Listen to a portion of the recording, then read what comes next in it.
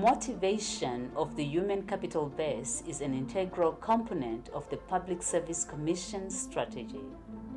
This is achieved through a raft of monetary and non-monetary incentives commensurate with individuals' performance. So let's talk for a moment about the government's employees mutual savings fund, the GEMS fund. Do all civil servants have equal opportunity to benefit? And can you also speak to the issue of the facilities sustainability? Okay, all right. Let's backtrack a little bit because there might be lack of understanding what we mean by GEMS fund.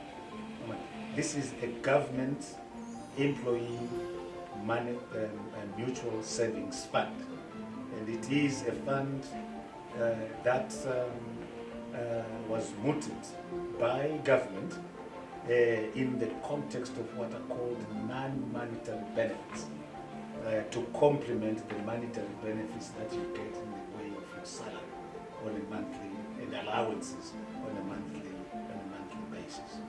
And as government, it was resolved that we need to put in place a facility that employees of government contribute to on a monthly basis.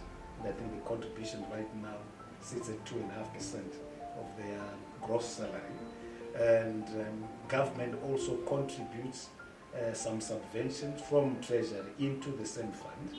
And ultimately, those civil servants that are desirous of borrowing from that fund can do so and ultimately make a contribution by way of the repayments that they make.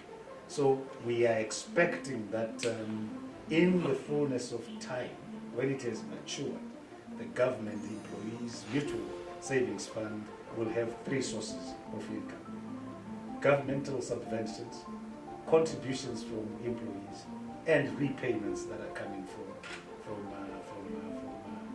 the loanees. Now, this is not a government fund.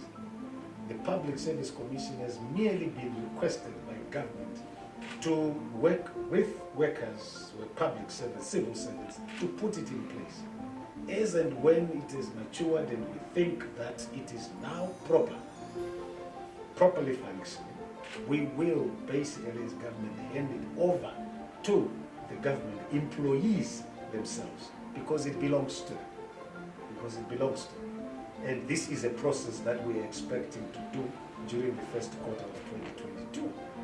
And of course, as we hand it over and adopt a hands-off perspective, we will also keep an eye on it in order to make sure that we do not undertake activities that are at variance with the original manifest intentions that we sought to achieve when government established it. But the critical issue, the question that you ask, is about the sustainability. The sustainability will become more evident when the 3 sources of income, government subventions, worker contributions, and investments by the GEMS fund management itself are beginning to generate returns that all flow into GEMS itself. And there is no indication so far that that is not possible to achieve. And we are happy about it, and we are confident that when the handover happens sometime in the first quarter of 2022, those sustainability dimensions would have been built into it. But that is not the only issue. Beyond the GEMS, we're also working on the state pension fund, which is going to be a contributory fund with clearly defined benefits and on the back of pension contributions from workers themselves. The Attorney General's office is finalizing the state pension bill, and we are confident that His Excellency the President in the first quarter of launching the operationalization of the state pension fund. It does look like the Public Service Commission is engaged in a number of initiatives to cushion the worker. But still, you know what, still we see habitual stalemates over salary negotiations with government workers' representatives. What have been the major stumbling blocks in meeting worker demands in the protracted negotiations? Yes, it's protracted negotiations. And I always go back to, and these negotiations are not indicative of the absence of communication between the employer and the employees. Rather, it is the absence of a common understanding of the nature in which betterment lies for both of us, the employees and the employer. And it's clear to our mind that one of the directions in which we must go is to really continuously explore the opportunities where non-monetary benefits can be optimized so that the monetary benefits can complement the non-monetary benefits themselves. And that is a conversation that is still ongoing, right? And the whole area of transport, to me, is very, very important. And I don't think that government will see a situation where the transportation for workers in terms of financing will go down. On the contrary, there is an intention to increase our capacity to provide transport for our employees. Recently, His Excellency launched an additional 13 buses, and we are in the process of mobilizing resources to procure an additional 100 buses for our employees. And it's a non-monetary benefit because it's something that you do not see on your salary. But that doesn't mean that you don't require money in order to sustain it. You need resources, but we're saying let those resources not come from the paycheck of the employee. And there is a whole area around housing, around availing land for residential development. And GEMS, by the way, is not just about borrowing for consumption.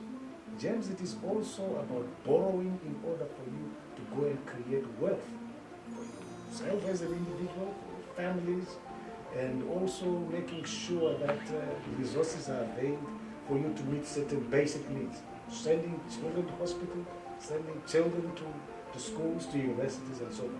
All those are very, very, very important. And we're not just talking about supporting employees during their period of service to government, even in retirement.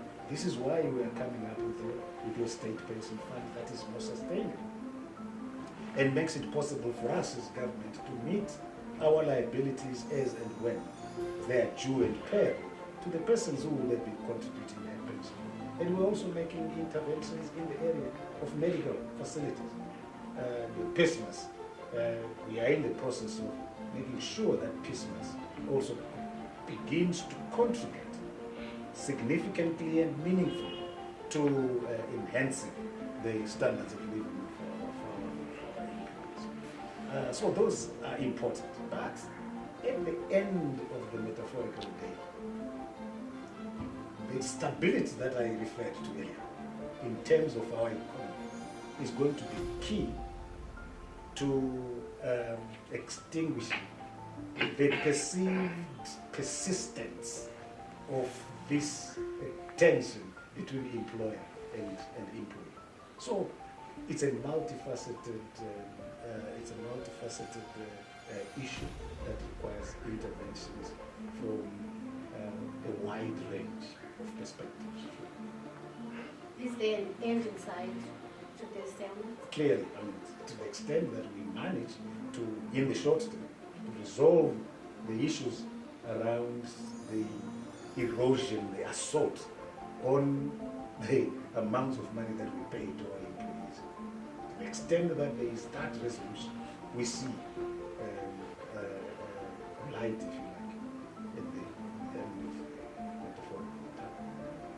So from what you are saying, it does sound as if the Public Service Commission has sort of moved from just supporting the worker with salaries and allowances to more like providing livelihoods.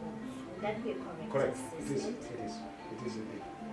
You see, it is important to say yes, salary is important for livelihood, but as people also draw income from their salaries to address their livelihood challenges, we also want to empower them to be able to have that extra for purposes of building their own individual, family, or community resilience. Right? And it is that building of resilience that constitutes the essence of non-monetary benefits to the individual. Let me take you to the issue of performance management. So can you speak to that? Yes. Performance management is key. I referred to a performance culture earlier. A performance culture is one that actually builds within the individual a sense of accountability, right? And accountability arises out of the fact that you accept certain responsibilities, which responsibilities you can measure in terms of the targets that you set for yourselves and the extent to which you achieve those targets, and to the extent that you have achieved those targets, your expectations in terms of the incentives to achieve. But at the same time, you might also fail to achieve those targets, not because you are inherently incapable of achieving them, but because there are certain gaps, right, in the environment in which you are operating, which gaps, if closed through continuous training and skills development, can make you perform better. And to me, that is the essence of the performance culture. Right? Now, as you perform, so should you expect recompense by way of an award in recognition of your good performance. I think, to me, that is a cardinal feature of a performance system. Because if you do not reward those that perform well, right, you are basically indirectly rewarding bad performance. So much as we perform and identify areas of improvement, so should we also indicate that non-performance is something that would not continue to become a permanent feature of our systems. And of course, there are different ways in the context of behavioral alignments that can be mobilized in order to ensure that non-performance is extinguished or non-performance is transformed into something that can become an opportunity for growth at an individual level, and an opportunity for growth in terms of delivering the results and outcomes that we always try to see.